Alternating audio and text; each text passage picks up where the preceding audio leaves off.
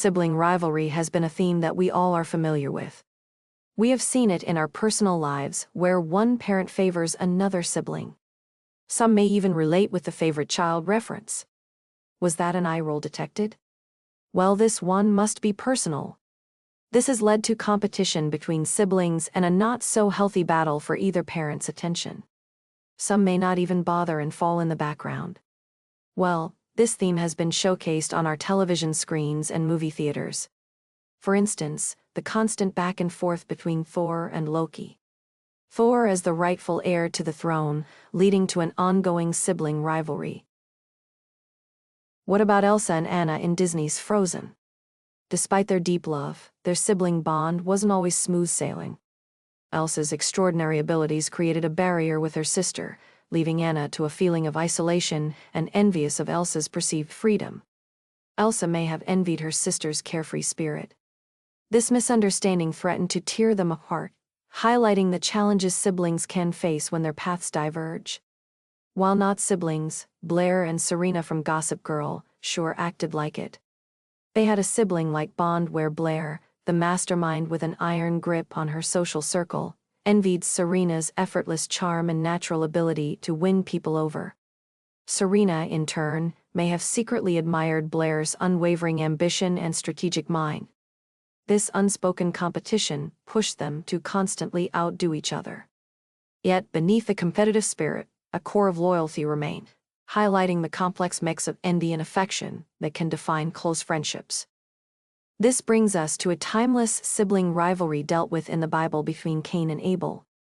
Cain envies Abel's offering being favored by God, and his anger ultimately leads to his brother's demise. This story serves as a powerful metaphor for the destructive nature of envy within a sibling relationship. Although timeless, all human beings can relate in one form or another to the concept of rivalry. Whether through siblings or friendships, it stems from something perhaps profound. Let's examine this further. Imagine Kyle, a college student, working part-time, and then there is John, a social media influencer with a flexible schedule. Their parents, who live out of state, need help moving for a new job. The parents require assistance with packing and unpacking, and ask both Kyle and John to fly out and assist them. Kyle, despite a heavy course load and work schedule, scrapes together money for a plane ticket and takes a week off work, unpaid leave, to help his parents. He spends the week diligently sorting belongings, packing boxes, and helping them adjust to their new home. John, with his flexible schedule, offers to fly out for a single day to help with the unpacking. However, the day he arrives, he spends most of the time taking photos and videos for his social media content, showcasing the parent move day to his followers. He offers minimal help with unpacking and spends more time focused on online engagement for his brand. Their parents are incredibly grateful for Kyle's dedication. He has sacrificed his income and school time to be there for them. This made the move significantly smoother. They feel a little disappointment with John's minimal effort and focus on self-promotion during a difficult time. Although he took the time to fly out, it was ultimately for his own benefit. The parents express their appreciation to Kyle, but they can't help but feel frustrated with John's prioritization. Here, Kyle makes a significant sacrifice and offers heartfelt help. Whereas John prioritizes his own interests and contributes minimally, highlighting the imbalance in effort and sacrifice made by the siblings. Place yourself in the position of John. Imagine yourself as an influencer chasing that content. It consumes your every life. You take advantage of the business opportunity to fly out and film moving day, but you do little to nothing because a lot of time is spent setting up the camera, searching for the best place to film, and speaking to your audience. After Kyle completes the majority of the task, you now look forward to hear thanks and appreciation from your parents for taking the time to fly out and help them. Yet they pause and sigh. You witness them give your brother praise, but with you there is a difference, a hint of disappointment. Why is this? We would seek to answer this question through a character study of Cain and Abel, ultimately revealing the destructive power of jealousy and anger. The story of Cain and Abel, found in Genesis 4, 1-16, offers a profound exploration of human nature within a biblical context. It delves into the complexities of sibling rivalry, the importance of faith, and the devastating consequences of jealousy. The firstborn son, Cain, is described as a tiller of the soil, a farmer. Interpretations suggest he might embody a more materialistic or self-sufficient personality. Cain's younger brother, Abel, becomes a keeper of sheep, a shepherd. He is often seen as representing faith and devotion to God. The narrative unfolds in Genesis 4, verses 3 to 5, where, in the course of time, Cain brought some of the fruits of the soil as an offering to the Lord. And Abel brought some of the firstborn of his flocks and their fat portions. The Lord had respect for Abel and his offering, but on Cain and his offering he did not look with favor.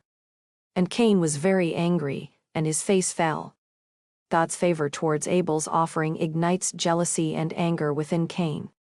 In Genesis 4, 6-7, the Lord said to Cain, "Why are you angry? And why is your face downcast? If you do what is right, will you not be accepted? But if you do not do what is right, sin is crouching at your door. It desires to have you, but you must rule over it." Despite God's warning about the dangers of sin, Cain succumbs to his emotions. According to Genesis 4:8, Cain said to his brother Abel, "Let's go out to the field." And while they were in the field, Cain attacked his brother Abel and killed him. Cain's act of fratricide is the first instance of murder recounted in the Bible, and the consequences for his sin are severe. The Lord said to Cain, "Where is your brother Abel?" Can you think of what Cain's response could be? Perhaps a confession. He is God after all. He already knew what Cain had done. Do you think that Cain gave an explanation? Well, Genesis 4 verses 9-10 reveal to us what Cain said to God in response. "I do not know. Am I my brother's keeper?" What do you make of this statement? Ponder on it for a minute. Am I my brother's keeper? How many people that you know of today, when confronted with a wrong that they did, will also give you a similar response? All the while God is watching their very action. Then the Lord said to Cain, "What have you done? Listen. Your brother's blood cries out to me from the ground." Cain's punishment. He is to be a restless wanderer, the ground that has opened its mouth to receive his brother's blood from his hand, unable to cultivate the land effectively. In Genesis 4 verses 11-12, the Lord said to Cain that the ground will not longer yield its crops, and he will be a restless wanderer on the earth. Timo Ketrian, a former expositor of Scripture, pondered on the reason why was Cain's offering may have been rejected, and his brothers accepted. He made the following suggestions. Ketrian refers to God being a teacher. In the beginning, God gave human beings choice, what we know as free will. The ability to choose to eat of the tree of knowledge of good and evil. God anticipated the consequences associated with the choice that could lead to the fall of man, and had a plan of salvation ready. In the story of Cain and Abel, sin has already entered into the world and man must deal with the consequences of sin. Cain's anger shows that he had the wrong spirit given that he was unwilling to accept what God was teaching him. Cain's refusal to listen to God led to his brother's demise. The story of Cain and Abel may resonate with many modern issues today, such as sibling rivalry, workplace drama, and insecurity in social media. How so, you may ask? Well, this is what we are here to discuss. Sibling competition and jealousy unfortunately are common experiences.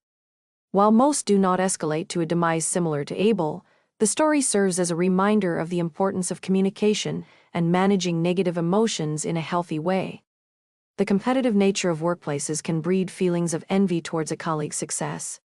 Cain's story reminds us of the destructive nature of such feelings and the importance of focusing on personal growth and celebrating the achievements of others. Social media platforms can fuel feelings of inadequacy, as people compare their lives to the carefully curated online personas of others. Cain's story serves as a reminder to focus on one's own journey, celebrate others' successes genuinely, and avoid falling into the trap of envy. Picture yourself as a student and you may feel a little jealous of a classmate who got a better grade, but instead of letting that feeling fester, you could use it as motivation to study harder for the next test. Picture yourself at your job and a colleague may feel envious of your promotion, but they can address this feeling by focusing on their own professional development and advocating for their own opportunities. Finally, social media can create a distorted view of reality, leading to feelings of inadequacy. Taking breaks from social media and focusing on real-life connections can help combat these negative emotions. The story of Cain and Abel transcends time. It serves as a stark reminder of the destructive power of jealousy and anger, urging us to cultivate self-control, manage our emotions constructively, and embrace faith and compassion. By recognizing the echoes of this story in our own lives, we can strive for a more peaceful and harmonious world. This is Faith from Faith Activate signing out for now.